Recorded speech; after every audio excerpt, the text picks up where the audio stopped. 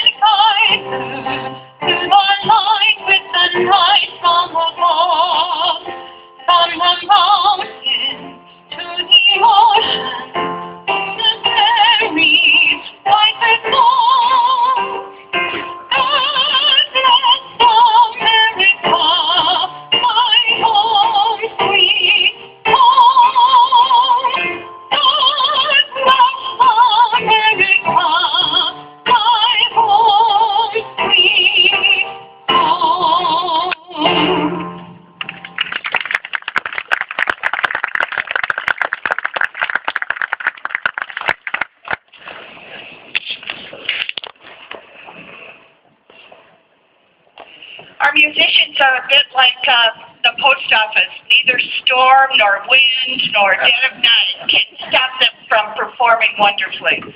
Thank you, OSIP, and thank you, Johanna. OSIP is part of our pre-conservatory strings program, and Johanna is part of the vocal performance program. She was accompanied by Brad Benoit, who's the new director of the vocal performance program. So if you would join me just one more time in thanking these wonderful students.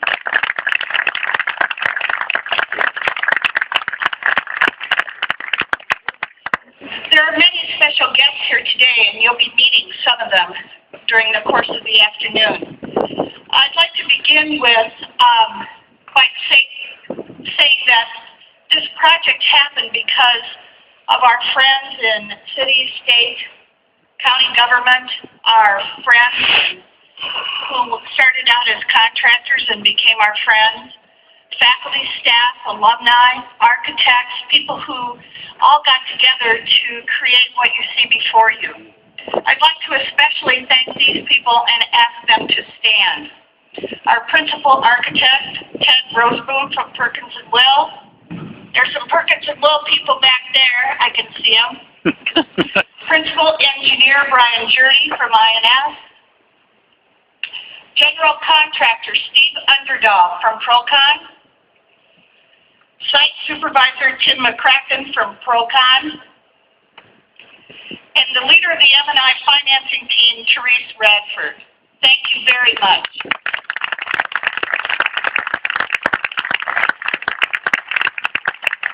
We had several dozen contractors, and some of those people are here today. And rather than read all of your names, I would respectfully request that you stand and be recognized for all your good work. Please.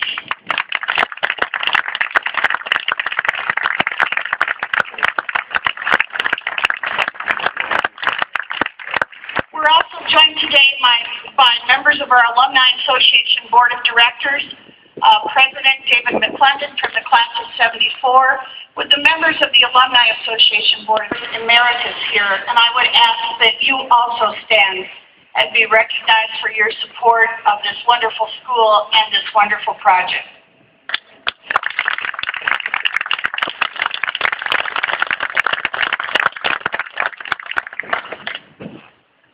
I like that line about the wind and stuff. See if I can do the same. Well, good afternoon, everybody, and welcome to the dedication of Fayfield Hall. As I thought about my remarks, I found myself struggling to capture the words that could describe the enormity of what arrives on our campus, this spectacular building called Fayfield Hall. Is it the beauty of its architecture, the way it fits in so well with its fellow, more seasoned buildings? Is it the energizing sunlight that streams through the windows and the broad vistas they offer as you make your way through the hallways and classrooms? Is it the excitement over all that will take place within for our students studying our STEM curricula, for the future of our Bioscience Center of Excellence and our STEM and S-SM outreach program, or for the potential for a new Center of Excellence built around engineering? Is it the way the building is so embraced by and nestled in our beautifully landscaped courtyards, our outdoor classroom, our newly planted garden, lawn, and terrace that is so compelling? Is it the elation that one feels when dozens of people band together to develop a shared vision, each contributing their financial support, or their time, or their expertise, collaborating around a common goal for a greater good, feeling deep gratification in being part of something magnificent? Or is it the joy that wells up inside when I see students making Fayfield Hall their own, putting their stamp of approval on it as they walk the hallways, gather in the common areas, hold forth in the classrooms, bringing purpose and vitality and energy in welcoming this new member to our community? Perhaps it is all of these things and more. Let us not be mistaken. Fayfield Hall is not just a building. It is a launching pad for the world's future scientists, engineers, doctors, researchers, mathematicians, inventors, software developers, and more. It is an incubator for the problem solvers of our future. Fayfield Hall stands before us today because of the vision of its namesake and lead donor, Mr. Bob Fayfield, class of 1958. Mr. Fayfield has been a loyal supporter of our school for many years, donating to a variety of projects, in particular prior to Fayfield Hall, the school's engineering program. As discussions began to form about the school's vision of developing a leading presence in science, technology, engineering, and math education, Mr. Fayfield made it clear he wanted to be involved in supporting this vision. It did not take long for us to determine that a new facility would be needed to truly move this STEM vision forward. And Mr. Fayfield stepped in as the lead donor, giving us a level of support that launched the project, support which 2 years later, with dozens of others following his lead, has brought us here today. It has been my very good fortune to have had the opportunity to get to know Mr. Fayfield over the last 9 years. He has been a steadfast supporter of the school, a thoughtful advisor, and a real mentor. As founder and CEO of Banner Engineering, now in his 40th year, he manages a global workforce of over 600 people. Over the years, Mr. Fayfield has hosted many of our students at Banner, personally giving them tours of the facilities and encouraging them in their exploration of the field of engineering. I have one brief anecdote to share with you in that regard. About 5 or 6 years ago, I brought a student up to meet Mr. Fayfield. This particular student, Eric, was trying to decide between going to UC Berkeley's engineering program or going to Harvard for a more of a liberal arts approach with a lot of math and engineering type courses. After going through the tour of Banner, the three of us sat down for lunch. And our student posed this question to Mr. Fayfield about his college choice, looking for pearls of wisdom from the man. The student was anxiously awaiting Mr. Fayfield's words of wisdom, as did I, and the response that he provided was, "If I were you, Eric, I wouldn't go to either school. I'd go to medical school." Eric frowned, clearly confused, as was I, and Mr. Fayfield paused, relishing in this perplexed moment, and then said with a smile, "Son, all the real opportunities in engineering are in the medical field. Get on the med school track and then pursue biomedical engineering, and you'll be way ahead of anyone else." That kind of thoughtful reflection and guiding support characterizes Mr. Fayfield as a person. All of us at S-SM truly appreciate how thoughtful Mr. Fayfield has been in supporting his school, guiding us on our journey in the field of STEM education, and want him to know how deeply grateful we are for all he has done. Bob, wherever you are, it is my hope that you know that your generosity will bear fruit for many years to come only through all that occurs in Fayfield Hall here on campus, but beyond the arch as well, through the careers of our students and the impact they will have on all those they will serve. At this time, as he comes to the podium, please stand and join me in offering up our deepest thanks to a very special person, Bob Fayfield.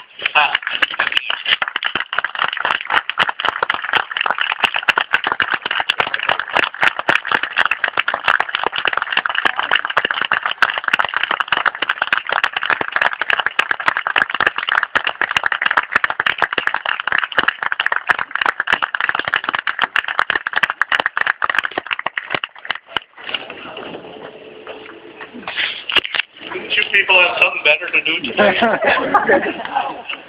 Good Lord. All right, I'm gonna weaken and use a little note card here for a couple of comments. I figure if the President of the United States can use 3 teleprompters, I can use this. Just one correction. I hesitate to ever correct Mr. Stoneman, especially in front of several hundred people. But there are apparently 400 of our employees who are very upset at being laid off, because I thought we had 1,000 employees. I don't think I'm going to go back to the office this afternoon. I'm really excited to be here, and I've got a couple of comments, and then I've got a little anecdote. In fact, I'll give you a teaser for it. You remember when I was down here for groundbreaking, those of you that were here, we talked about how Banner Engineering got its name. And I'm not going to repeat that story, but about half of you probably already know it. And you should tell the other half. And it'll be very interesting to see whether there's any semblance of the same story coming from either of these sides. I have a great part of my family here today, and not only are we thrilled to be here for this dedication, but it was a great excuse for us to bring people in from our family from Boston and Albuquerque and all sorts of other points. And so we're combining this with a bit of a family reunion. And you're all invited. Oh, wait a minute. Barry didn't know about that. Never mind. I'm really humbled by being named a benefactor of this school, and particularly with the Fayfield name on it, because I'm aware of all of the importance of other recipients of the name. For instance, there must have been a Mr. Shumway, a Mr. Donlin, a Mr. Whipple, and a Mr. Whipple. It never occurred to me. Mr. Whipple. And Breck. These are wonderful names, and I was trying to think what the common denominator was for them. And then all of a sudden it dawned on me they're all dead. And I'm not. But I'm just thrilled with what the result here is of this place, this wonderful place. And I only saw it for the first time about 30 days ago. I didn't want to spoil it by coming down here every week or two. So it just blows me away to see the finished product.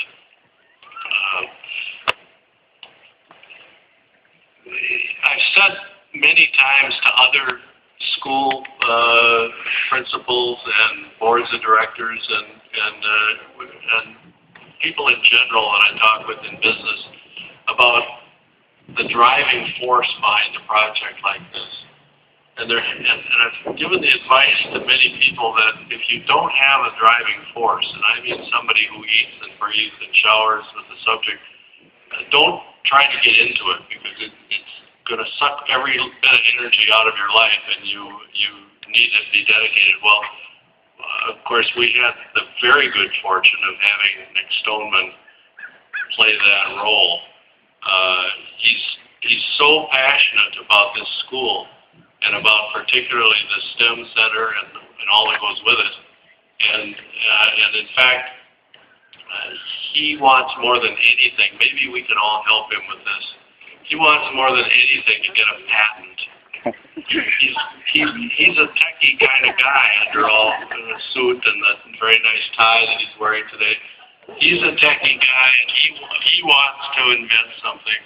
So we'll come back at the end here with the importance of invention, and I'll tell you a little story. It doesn't actually involve him, but it certainly involves invention.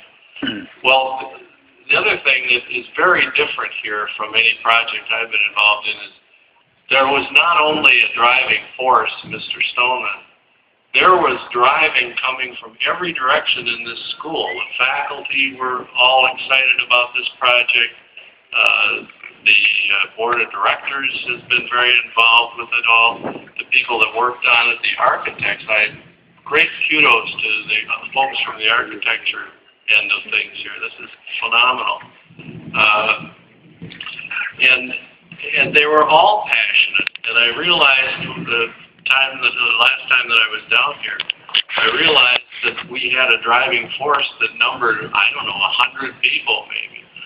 So that gives me great pleasure because it means this thing is going to go on. This thing is really going to have a life. I wasn't here for, I'm going to politely call them discussions of alternatives to the design. And I know that there was late nights, and I know that there were long weekends, and there was a great deal of caring about how this turned out. And at the end of the day, I didn't see any bloody noses. That doesn't mean there weren't any. I didn't see them. So kudos to the whole crowd, the driving forces. Now, a little piece of news that I think you read the paper, you know this. It has to do with standardized testing, and testing particularly of science and math, because engineering and technology weren't on the plate yet. But in standardized testing, this is 5th, 8th, and high school, 5th grade, 8th grade, and high school, 46% of the 5th graders were proficient in science and math. 45% of 8th graders, 54% of high school students. And we shouldn't be cheering that there were 54% because that's more than half. It's hardly more than half. But of more concern to me is that there's a study done by the National Assessment of Educational Progress, NAEP test. And that test substitutes some decision-making, some application engineering, some teamwork. It isn't just what you've learned in math and science. It begins to bring into the picture the technology, the practical use of the knowledge. In that NAEP test, the most recent NAEP test of 12th graders, only 21% were proficient in this area. The question is going to be, how does that affect technology in the next 20 or 30 years here? And of course, it affects it a great deal. Of more concern is the globalization of technology. And again, if you read the paper, you know that there's a great deal of technology going on in places other than the nice United States borders. And there are some globalization-based testing that's gone on, and this may sound like it's not too bad, but when you think about it, you'll share my lack of enthusiasm for our position.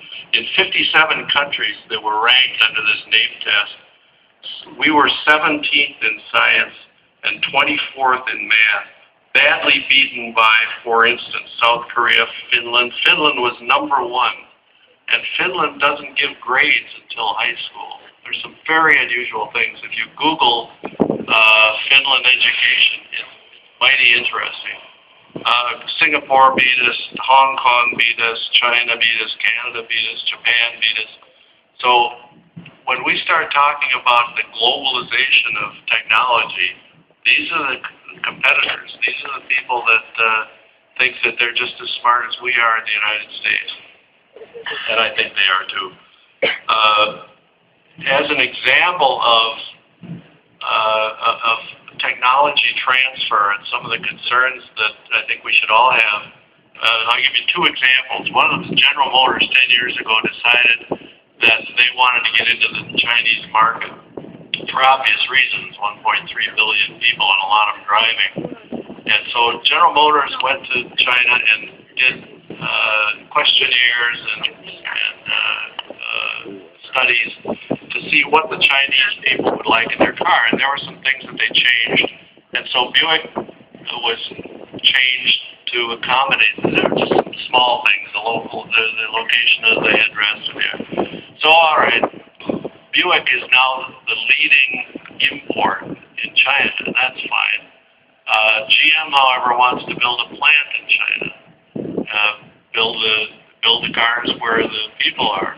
And in order to do that, the government of China is telling General Motors they have to give up their intellectual property on battery technology.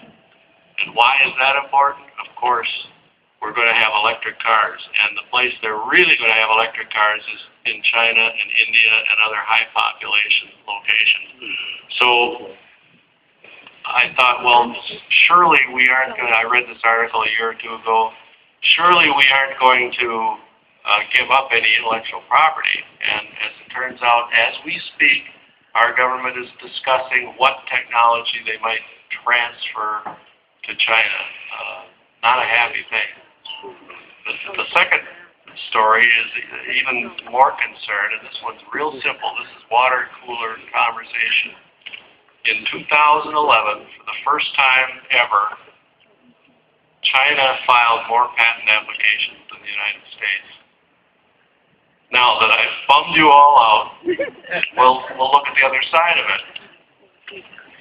There it is. The other side of it is the STEM education process. If you Google STEM education, you'll get 6 million hits. 10 years ago, nobody knew what the acronym was for. And as I think you know, science and technology, engineering and math. But what STEM attempts to do is to say, okay, math and science are always there. Math and science are the basis of all good scientific works. But the glue that holds them together, the practical application, is engineering and technology.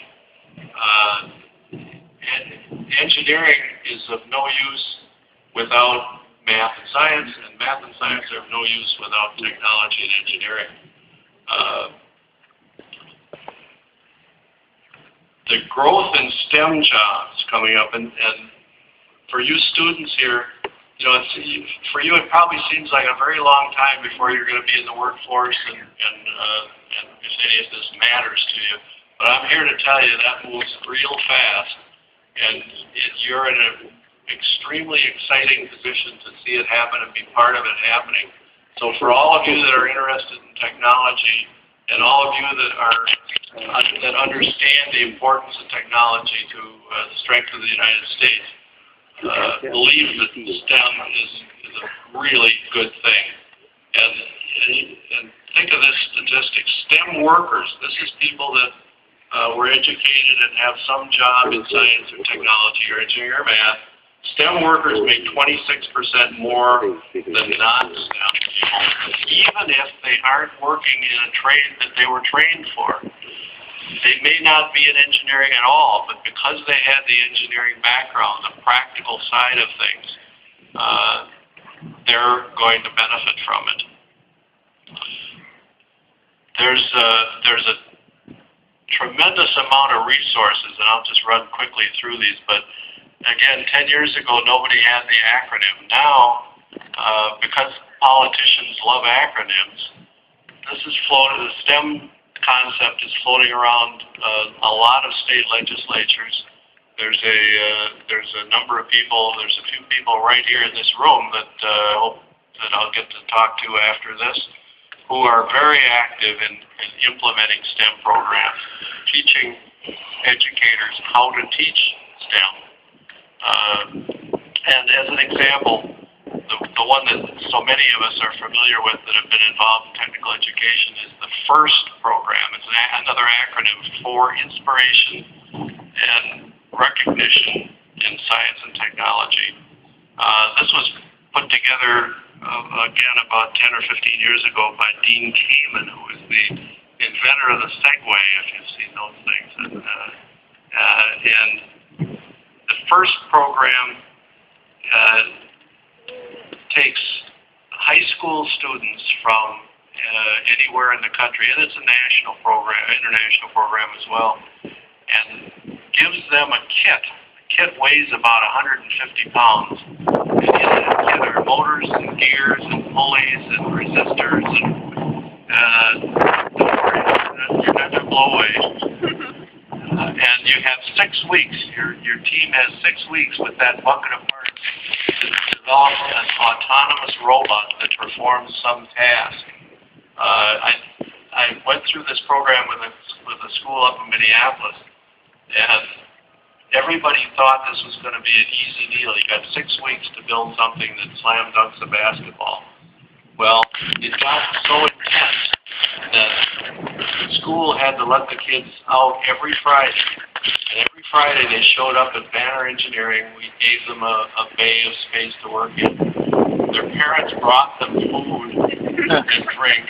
And for 6 weeks, every Friday, they worked on this project. The beauty of the FIRST program with respect to faculty is that the faculty had to all buy into this in order for these kids to be off on Friday. They did.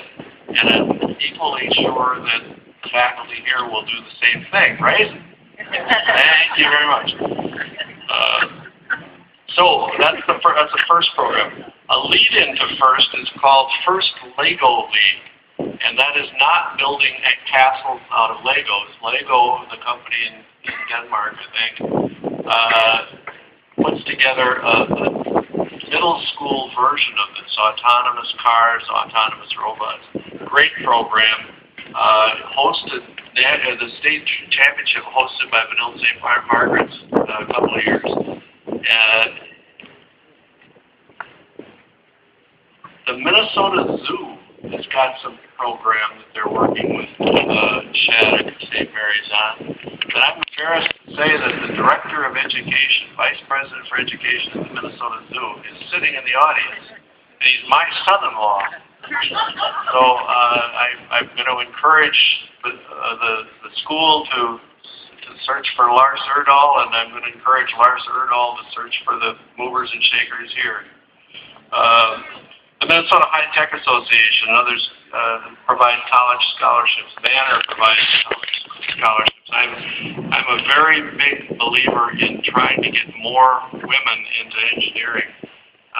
In China, for example, not only engineers, salespeople are almost equally divided, male and female. I think that's a great deal. And any ratio that's less than that means we aren't using all our resources. So you ladies, when you get into college, give us a call. The Minnesota State High School League, maybe you saw this in the paper, has now sanctioned robotics and the FIRST program as a legitimate sport. So it's going to get the same support from the high school league as football, basketball, all the others. And lastly, the ultimate endorsement of this program, STEM, none of you would deny is far and above the others as important. STEM programs being demonstrated at the Minnesota State Fair now, and they refer to it as STEM on a stick.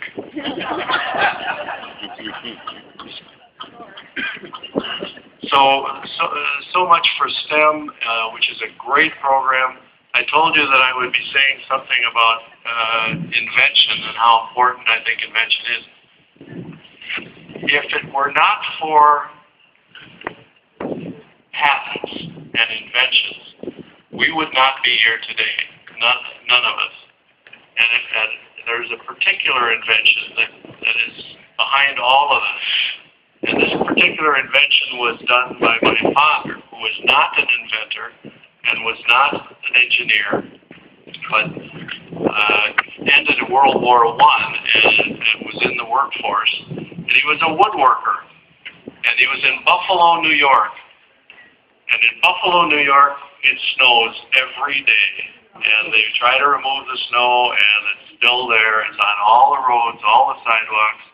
And my father invented a wooden skate that allowed you to skate on that hard-packed snow up and down hills, cross country. And he got a patent on that. And he grabbed a partner, a buddy of his from the Army, who was also a woodworker. And they set up a little company, and they started making wooden skates. They did that for a couple of years. Single guys, had no obligations, and they finally decided that they'd had their run. They knew that wasn't going to be their career. They said, "What should we do? You know, we made a little money, and we're still making skates, but that's getting kind of old." They said, "You know what? Let's sell the business. Let's take the money. Let's go to Europe." This is post-war, so it's kind of interesting to go to Europe. Neither one of them had ever been there. So let's go to Europe and spend all that money, and then we'll come back and start our regular job. So they did, and they went to the French Riviera, and they gambled up one side and down the other. And after, I think it was probably a couple of months, they got down to the point where they had about enough money left to take care of their fare from London back to New York and then to Buffalo. And so they got on a fancy liner coming out of England, and they partied all the way home. And on the last night on those cruises, and I think they still do it, was a formal night. Men wore tuxedos, the women gowns. And at that event, there was a dance. And at that dance, my father picked some young lady to dance with. And that lady turned out to be my mother. So, folks, the importance of invention, if it hadn't been for that patent, if it hadn't been for my mother, we would all be in Buffalo, New York today. Thanks so much for everything that you've all done, for being here today. I'm thrilled with this whole operation, and I hope that you'll all give me a hello sometime this afternoon. Thanks, folks.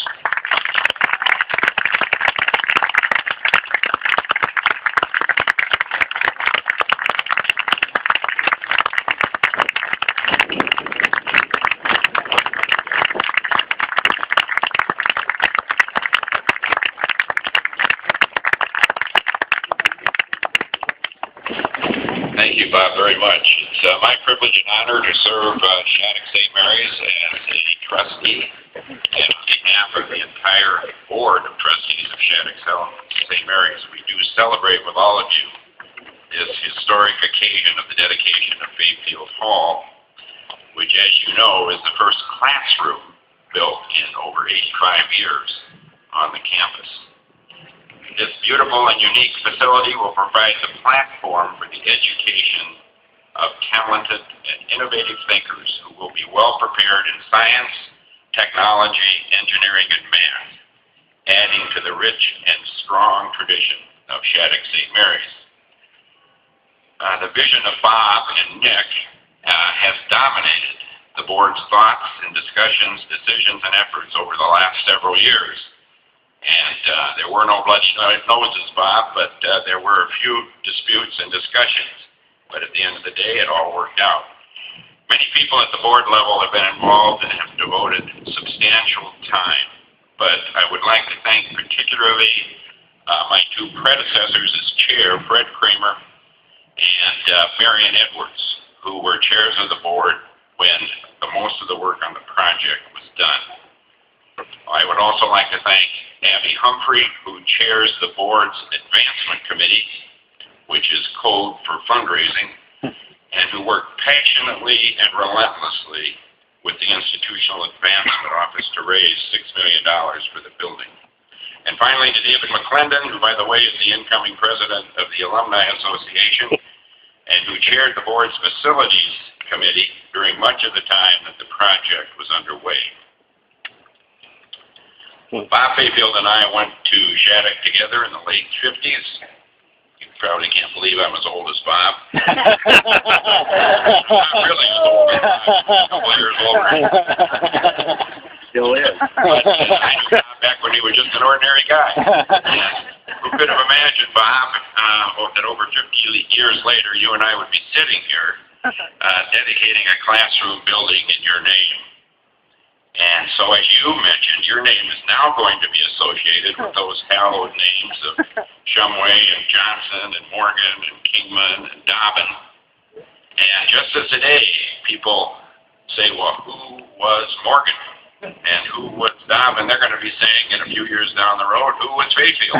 And if they look into the school records and annals and where histories are kept, they will find that Bob Fayfield was a man of vision, of conviction, and of enormous generosity. And so on behalf of the entire Shattuck-St. Mary's community, Bob, we do express to you our deep gratitude for being the inspiration for this beautiful and important addition to the campus, and for your extremely generous financial investment that spearheaded the project. We are grateful to many other donors as well who have provided the funding for Fayfield Hall. You don't raise $6 million without the contributions of many. I look at Fayfield Hall really as a manifestation of both gratitude and confidence. First of all, gratitude.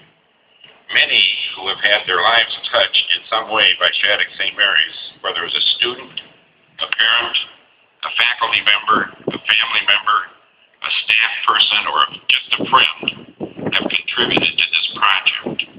It is a testament to the value of a life experience here at Shattuck-St. Mary's, and a testament to the dedicated and committed faculty, coaches, and other staff, both past and present, who daily interact with, guide, teach, and prepare the students for a lifetime of learning and service.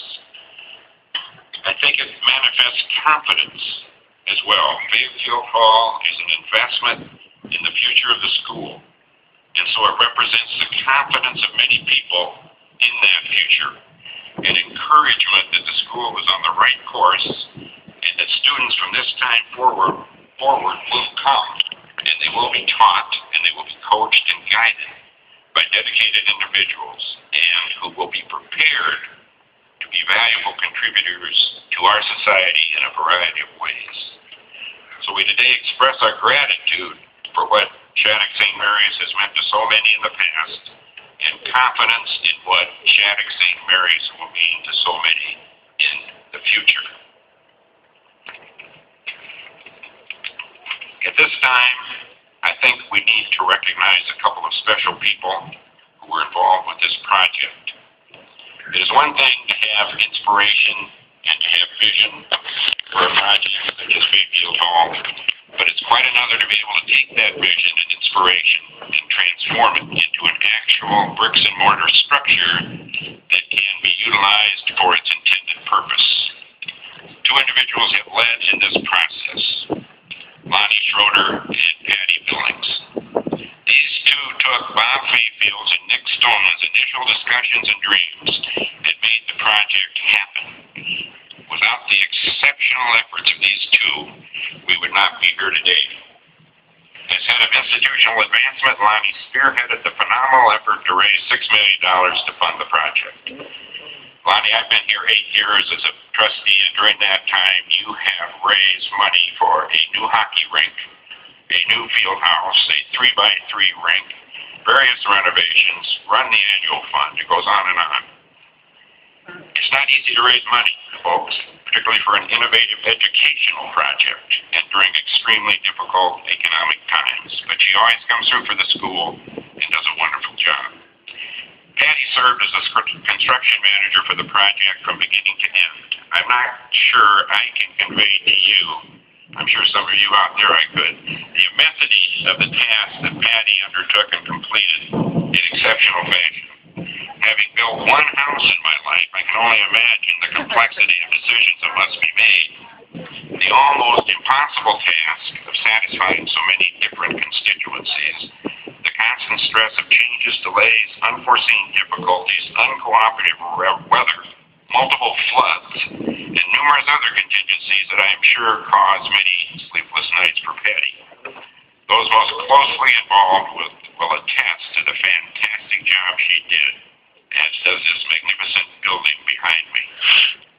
So we have for both of you, ladies, a small token of the appreciation of the entire Shattuck-St. Mary's community for all you have done to make this magnificent building a reality. So would you come forward?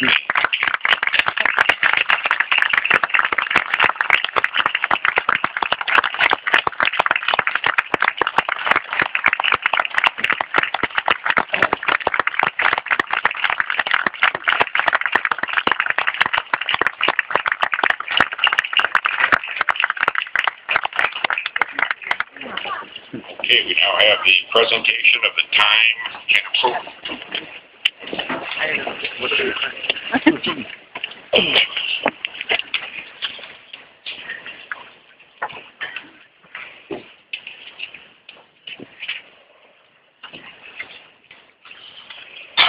Sorry. Last August, we received an announcement that the class of 2012 would get to fill the time capsule that was going to Fayfield Hall.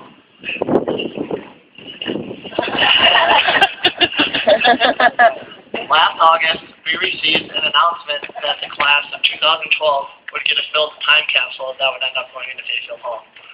The idea was that it would be opened in 2062 at our 50th reunion. To be truthful, most of us had never even thought about a time capsule, and to this day, 2062 seems like a very long time away from now.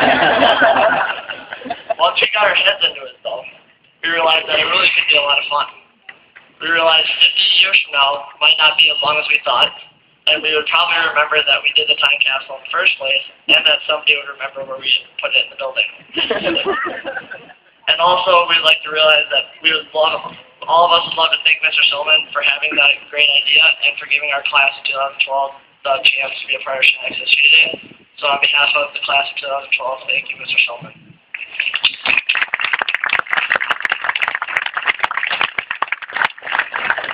So people from the class got together, and what we wanted to create was a picture of being a student here today. Some of the items we chose were earbuds, the S-SM snack bar card, allowance payment card, incident report, S-SM flag, S-SM maroon shield shirt, the black and maroon S-SM lavender for room keys, music CD from Brody Decker, the sign-up sheet, and bus tickets. At this time, I'd like to ask Mr. Stoneman to please come to the podium. On behalf of the class of 2012, we present this time capsule to you for placement within Fayfield Hall. Thanks for the opportunity.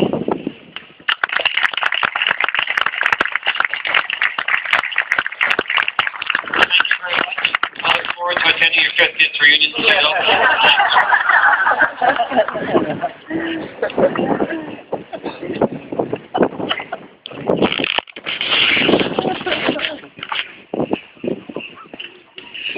The capsule will go in the building underneath one of the display units that you'll see on the first floor. And we will help Zach and his classmates remember by putting a piece of wood in front of it that says 2012. So I'm sure they'll be able to find it. There are more things in there, but one of my favorites is Alexis had the idea of filming some of her classmates so they could talk about what they thought they might be like in 2062. So that I'm sure will be very interesting for them if they have a machine that can play that.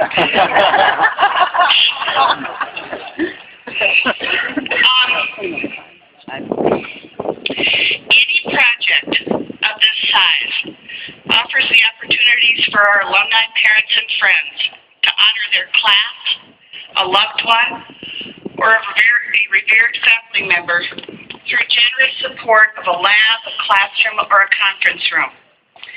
is Fayfield Hall. We are proud to have the Kramer Research Lab, made possible by Alvita and Fred P. Kramer from the class of 28, and Connie and Fred C. Kramer from the class of 1960. The Fenn Engineering Lab, named to honor Gerald and Shirley Fenn by their grateful sons. The Kiefer Chemistry Lab, named to honor Gerald, Evie, Greg, and Kathy Kiefer by their former students, colleagues, and friends. The Andreas Conference Room, named to honor their mother and sister, Pamela Andreas from the class of 62, by Andreas Lee, Cayman Lee Campbell, Jason Lee, and David Andreas. The Life Science Classroom, made possible by the 50th reunion class gift of the class of 1959. We're grateful for every single donor. There are over 200 donors who made this project possible. And we are grateful to each and every one of you and every one of them. And we appreciate all that this will mean to Shattuck-St. Mary's School. Now, to make it truly official and truly a blessed place, the Right Reverend Brian Pryor, the Bishop of the Episcopal Church in Minnesota.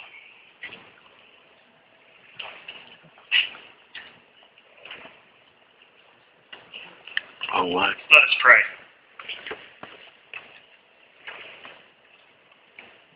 God of abundance, we give you thanks for this day, for the generosity of all those who have unselfishly given of their time, treasure, and talent to make this building a place of imagination and innovation. We ask your blessing on Shattuck-St. Mary's and most particularly on Fayfield Hall. May this be a place, a lively place, a center for passionate learning, for new discovery, and for the pursuit of enlightenment. Grant that those who teach and those who learn here may reveal new horizons of understanding that will provide for generations to come answers to questions yet to be asked. And we now dedicate and bless this building. In the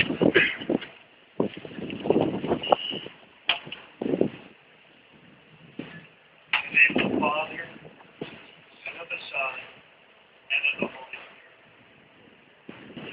Amen.